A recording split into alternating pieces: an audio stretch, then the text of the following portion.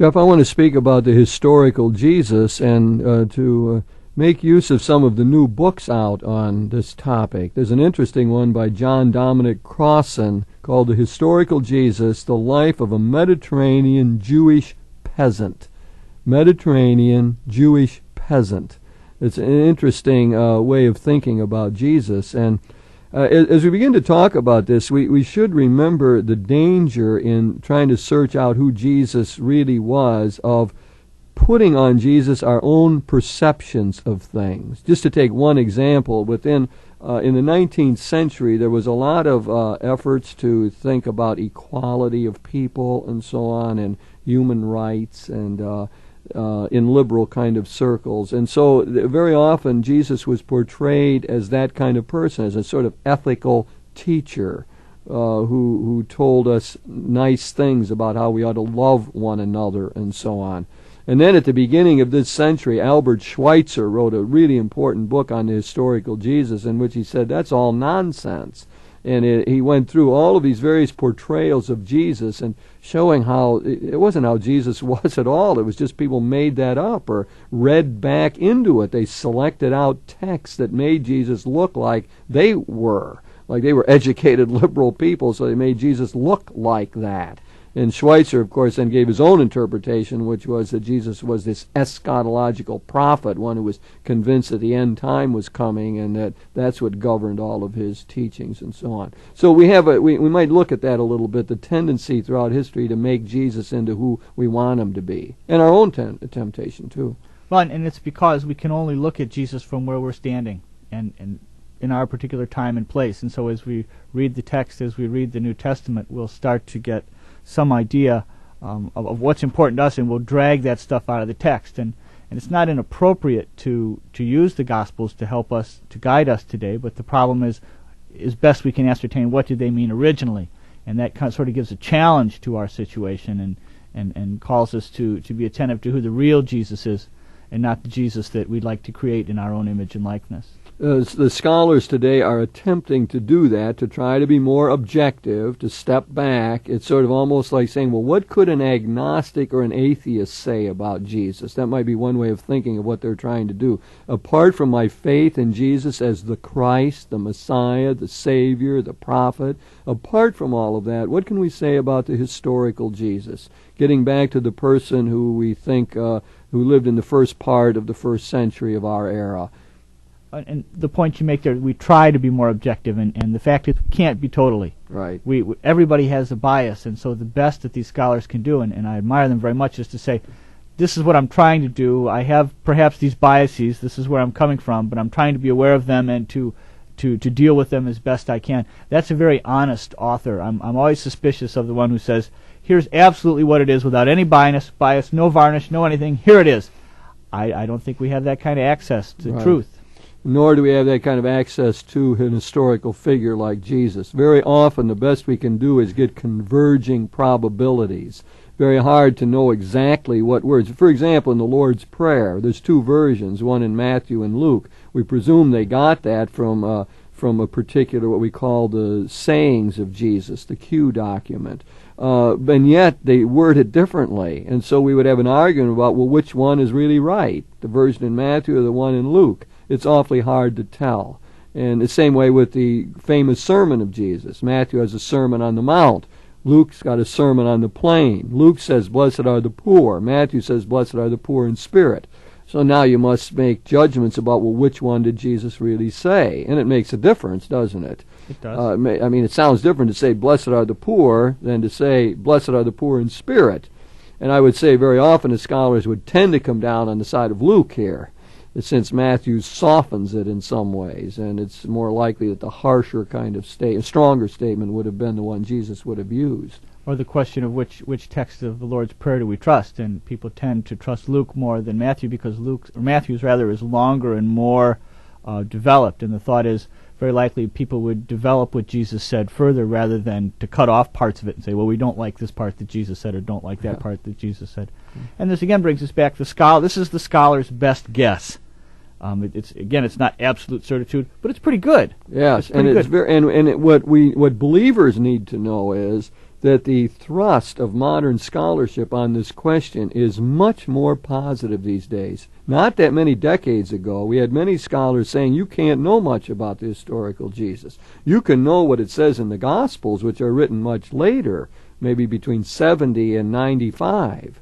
Much later, if Jesus died in the year 30, which we think he did, that's a common dating, April 7th of the year 30, then we've got a long period of time. We can see that. The scholars would say the Christ of faith, but we can't know that historical Jesus. Now, what we've got is a new swing among theological biblical scholars these days that say, no, we can know a lot about that Jesus of Nazareth. We can get a lot of probability about what he said and what he did, the general chronology, the parameters of his life. I shouldn't have said the whole chronology of his life, but we know, for example, got a good idea that Jesus was born about 6 B.C., and we got a good idea he was died around the year 30 A.D., and so we know important things like that, and we know a whole lot about the historical Jesus. So it's a much more positive thrust, which is generally good news for believing Christians who are not part of that scholarly world.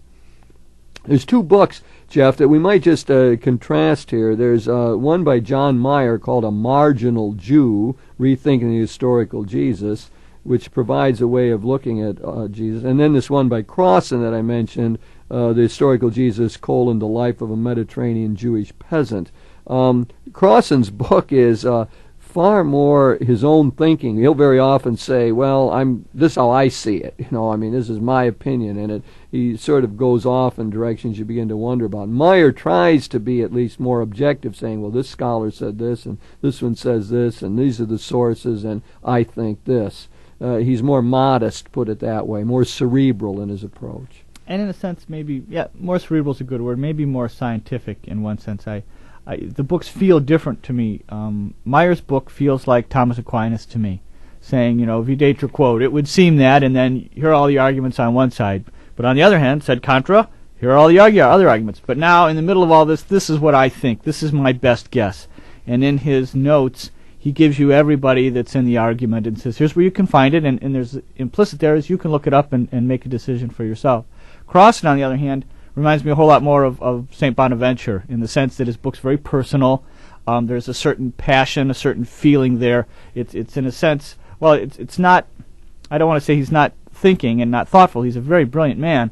There's much more heart here. Right. It's much more personal. He only cites the authors that agree with him, and he says that at the beginning of the book.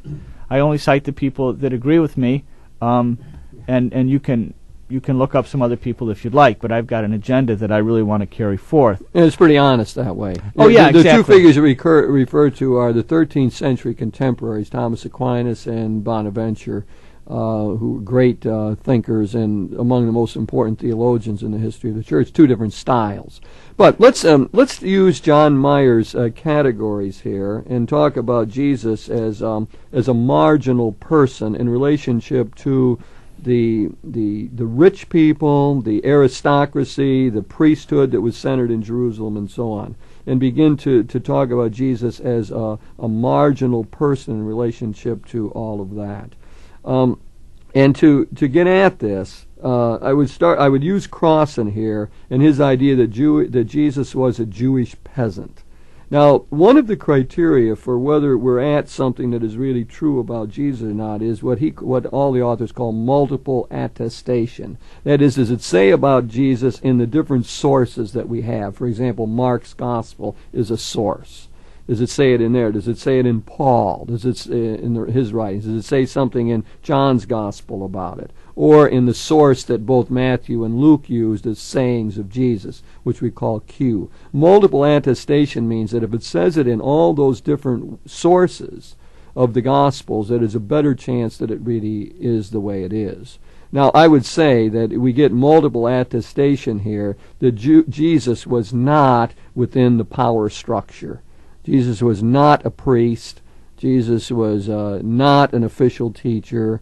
He was not located with his base in Jerusalem and so on. In that sense, as Meyer says, he's a marginal Jew outside of that realm. It's the ancient Jewish historian Josephus that gives us a lot of the categories for the social situation in Jesus' time, the Pharisees and the scribes and the Sadducees and the Sanhedrin and all of these structures. And And from time to time, scholars today try to place Jesus in one of those categories. And I think if we're honest, the best we can do is say there are some similarities to some of the Pharisees, but Jesus isn't quite a Pharisee. He really doesn't qualify to be one of the scribes because he doesn't have the official background that he's supposed to have to do that. And he's not a Sadducee. No. This is the upper crust. This is the priestly aristocracy. This is something that you're born into. This is old money, and Jesus certainly isn't born into that. And while we call him a peasant, there are at the lower end of the scale, and we might want to play with this some more. He certainly isn't so far down or of that brand of people called the zealots. These people that were the Romans called dagger men, people that would wander into a crowd and stab somebody and wander out again. They were terrorists. Jesus certainly wasn't part of that group either. So, where does he fit exactly? Right, and you get back to that idea of what a unique figure he really was. I want to stay with a couple points you made there that might need clarification, and that is talking about Josephus. Crossan uses Josephus a great deal in trying to explain about Jesus. Now, we're dealing with a Jew, an aristocratic Jew who wrote these histories in the 1st century. There's an interesting thing about this, that Josephus does mention Jesus, but he gives more time to John the Baptist than to Jesus. He's writing at the end of the 1st century, which is very fascinating to me. It shows how Jesus is such a marginal person, even in relationship to the historians of the time. The Roman historian Tacitus gives him one line, that a certain Christus was crucified under Pilate. And even misspells his name in the text. It's Crestus. Yeah, right. Like he doesn't even get that right. Yeah, doesn't get that right. And Josephus gives more space to John the Baptist than to Jesus in his writings. It sheds some light on why in the Gospels, in the later Gospels, not Mark so much, why John is so careful to say things like, I'm not worthy to undo his sandal strap. I'm so much lesser. He must increase, I must decrease. I mean, that's the sense of that Christian community. That we've got to sort of somehow pump Jesus up because everybody knows about John the Baptizer. We've got to get him to decrease, and so we see some conflict reflected in the Gospels between the followers of Jesus and the disciples of John. This Josephus we're talking about here, Jeff, lived from about 37 until sometime after the year 100. He wrote one book was called The Jewish War. Wrote that sometime after the fall of Jerusalem in 70, and then he wrote a much longer work, Jewish Antiquity, around 93 or 94. So Josephus becomes one of the important sources for understanding the times of Jesus, what it was really like then. And Crossan, in emphasizing the peasant character of Jesus, draws a lot on Josephus. Both authors, I think, make an important point about how we have to use Josephus critically, that he was perhaps tampered with, text tampered with later. There are statements made about Jesus that seem to expand upon what's in the text from the Christian point of view, when in fact probably Josephus just said this and this and moved on. And we see how the scholars use the same tools in the Bible that they use on these ancient texts. Yeah, just give an example of the kind of thing he said that adds things on here, that has a certain core, but then the common opinion is that certain Christian authorities added this. Well, this is what Josephus said here. Jesus, a wise man, if indeed one should call him a man, for he was a doer of startling deeds, a teacher of people who received the truth with pleasure. And he gained a following among many Jews and among many of Greek origin. He was the Messiah. And when Pilate, because of an accusation made by the leading men among us, condemned him to the cross, those who loved him previously did not cease to do so. For he appeared to them on the 3rd day, living again, just as the divine prophets had spoken of these and countless other wondrous things about him. And up until this very day, the tribe of Christians named after him has not died out. I think that one was written in the... But the common opinion is that there's a core of what Josephus wrote in there, with also these additions by Christians who got hold of Josephus's text, when he says he was the Messiah, for example, would not have been Josephus's own words. And this idea about the 3rd day and so on would have been Christian additions. Or even if you can call him a man. I have serious doubts. This Josephus, the Jew writing in Rome under Roman sponsorship, is really professing a Christian faith there. I think it seems that the text has been tampered with. Right. So there's multiple attestation when it's used by Crossan. He uses sources like Josephus and other Gospels. We should bring that out. There were other Gospels that were around. The Gospel of Thomas, for example, that he uses to see some things about Jesus also. This is something that really distinguishes his book from John Meyer's book. John Meyer insists that the four Gospels really are the only reliable documents we can use to sift and find some good history about Jesus. We find some things in Tacitus and Josephus, and they simply just point us back to the Gospels. Crossan insists, and I'm not, biblical scholarship is not my area, but from what I read, Meyer's much more in the mainstream. Crossan insists that there's an early form of Mark, and perhaps even two early forms of Mark, that the Gospel of Thomas is at that primary level, along with the canonical Gospels, something that most scholars don't. Most don't scholars hold think for. it's a later writing and influenced by the Gnostic outlook and so on. But we're back to talking here about Jesus and what we, out of all that scholarship we've been discussing, the payoff is always how does it help us to get an appreciation and a feeling for Jesus. And what we're getting at here is that to locate Jesus sociologically, what was it like in his place and time? And you made a good point before, because it's important. Jesus was not among the poorest of the poor. He was, in being a peasant, he was better off than some other people. I mean, he was better off than people who were just wandering around with no chance to grow any crops for themselves or have any kind of a trade like he had in being a woodworker. So when we say that Jesus was poor, that's a relative kind of term. In our terms, to live in Nazareth of his time would be pretty tough. I mean, it would be a much poorer existence certainly than we're used to having, or even the poorest in our country probably would have. Much poorer than that. And yet he was not destitute. He was not one who was worried about enough to eat every day and so on. He would be better off than that. So we need to locate that a bit, it seems. And with a family and a trade, as you say, he has some control over his destiny. That's an important part of this. I think when we start to talk about people like the Zealots, these are people who apparently don't have any control over their destiny. That's why people, it seems, fall to that sort of movement, because we need some control. We're terrorists because there's no control in our lives, and we're trying to affect some position where we can stand.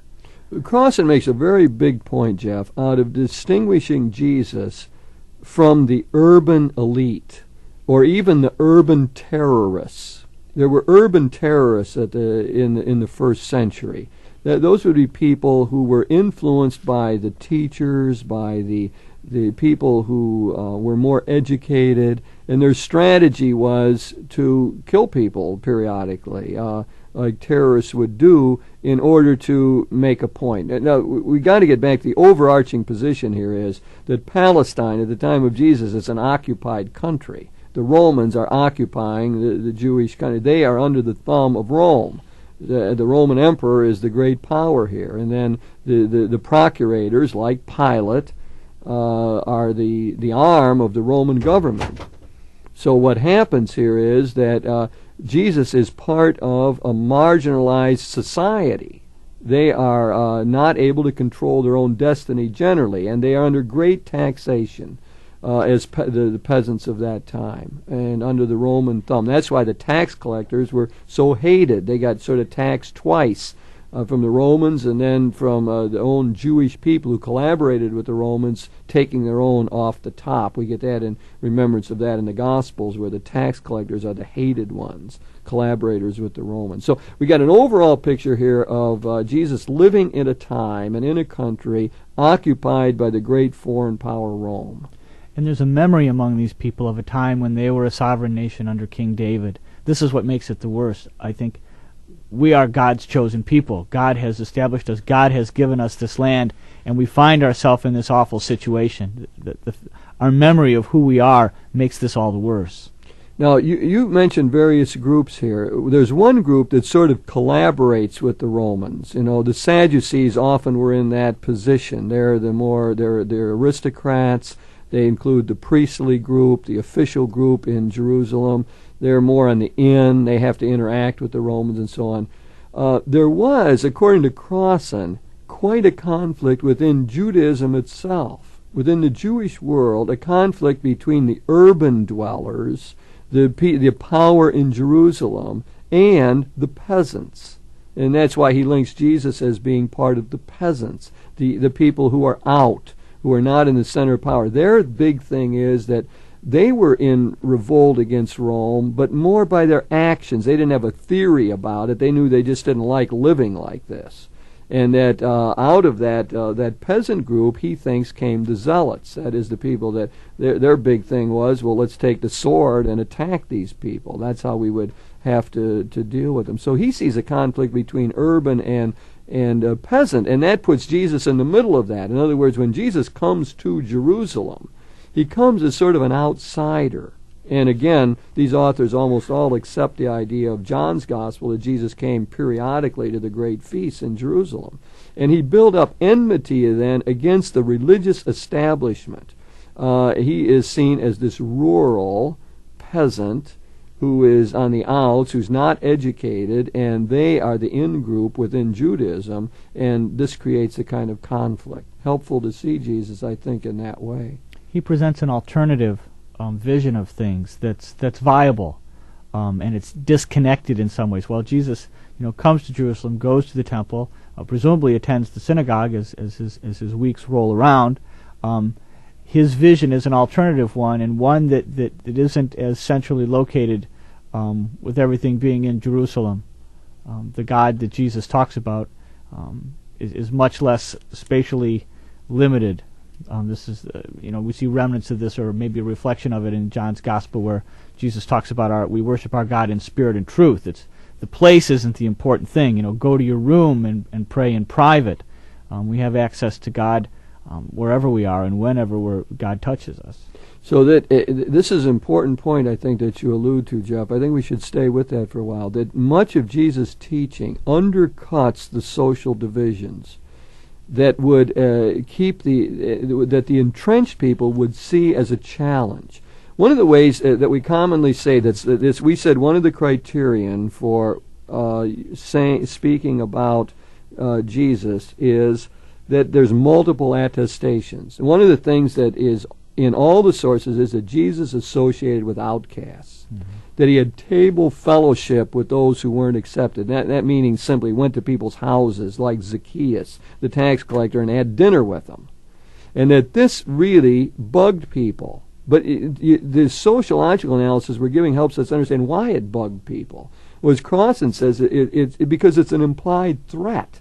If you can eat together with anybody, including prostitutes and tax collectors, and you've undercut a system of social stratification. You've undercut a system where we're at the top and we're the authorities and we tell you who you can eat with, and you don't associate with people like that. By doing that, you are calling our authority into question. And what's crucial about that is that Jesus is doing a religious thing. You talked about people with visions of Jesus. Eugene Debs, the socialist early in our century. Jesus is obviously a socialist. That's what he's about here. No. Jesus is about pursuing the reign of God. He has a vision of who God is and who we are and what we're supposed to be. And in pursuing that religious vision, it has ethical and social implications. But the social and ethical, that's not the first level. Those are implications. Those are always secondary sorts of things to Jesus. Not because they're not important, but rather they're an effect of, if someone hears this call to become part of the reign of God, things begin to happen in their lives. And that is what's threatening. That's precisely what's threatening. Right. Religion is the soul of any culture. Exactly. So the rule of God, where that's real, Jesus keeps talking about the kingdom, the rule of God, the reign of God. And in that reign of God, the usual distinctions are undercut between peasants and urban people, between the rich and the poor, between Samaritans and Jews. All the things that define that society are undercut because we're all equal. We're all loved by God. The discipleship is what brings us close. Even blood relationships are not as important as doing the will of God. And in the kingdom, all of that is absolutely essential. Jeff, let's just take up another example of this where he's on the margins in relationship to the in people, and that is in terms of being a layman. A lot of people don't understand that about Jesus. Jesus, within his society, was a layman. priests had special jobs. I mean, they were deputized in order to offer sacrifice. There was a Jewish priesthood. It was operative at the time of Jesus. Jesus was not a priest. The way people have gotten off on this is in the book of Hebrews in the Bible. It says Jesus is our eternal priest, our high priest. But as a matter of fact, the historical Jesus was a layman, and that often caused him trouble as well. The official priests who were in charge of the ritual of the temple, these people had a vested interest in it. And this layman is challenging us, and he's talking about in a way that you could encounter God directly without coming to the temple even. This is challenging to them. So Jesus as a layman is a good thing for people to hear, to know, especially for lay people who are trying to follow him, right? Mm-hmm.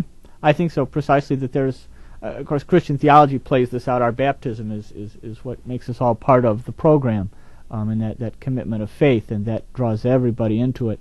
But there's even, a social stratification that we wrestle with today in the church. How do we find the place of lay people and the place of the clergy, and how do we work together to pursue the reign of God, each valuing the gifts that everyone is given?